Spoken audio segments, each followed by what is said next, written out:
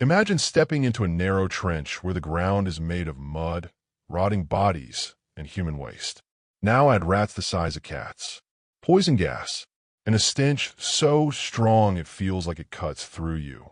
This was the environment of the trench cleaners, soldiers responsible for removing the dead and cleaning the space so others could sleep, eat, and survive one more day. They had no gloves, no masks, often just a wet cloth over their faces.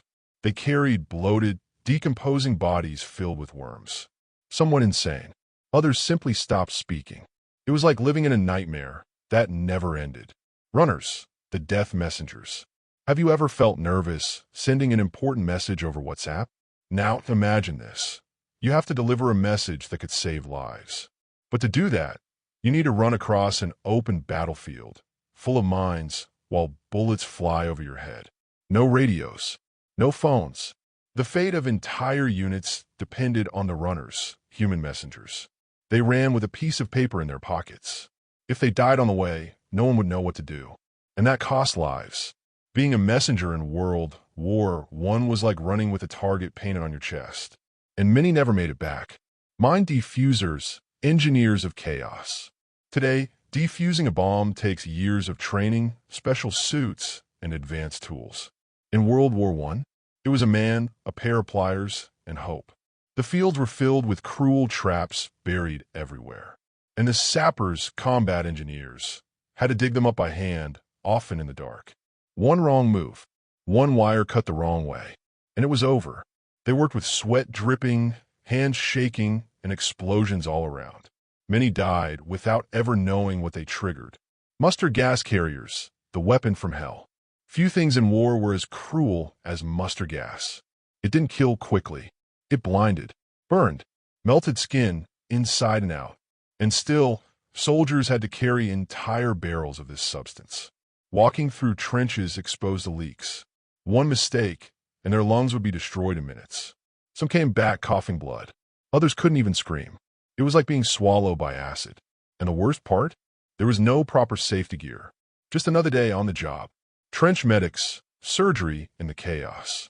Could you cut off someone's leg with a rusty saw, in the rain, while bombs fall around you? That was the job of field medics.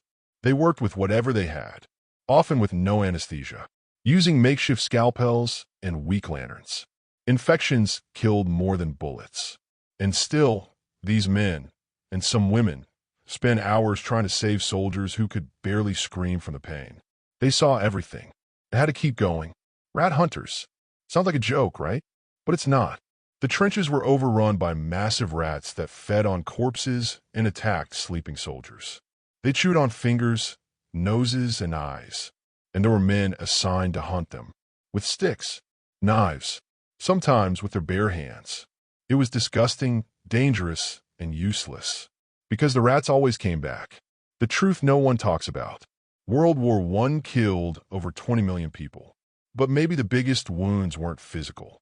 These jobs broke the human mind. Many came back with what we now call PTSD. Others never really came back, even though they were alive. And the saddest part, almost no one remembers these men. If this story hit you, share it. If this video impacted you, share it. Show it to someone who loves history, or to someone who thinks they have a bad job. These men didn't just fight with weapons. They fought through hell itself, and almost no one talks about them. We tell these stories not to glorify war, but to remember what humans can endure and what we must never repeat. Comment below, which of these jobs hit you the hardest? And if you want more real stories like this, subscribe to the channel. There's a lot more coming. Thank you for watching, and never forget these heroes without medals.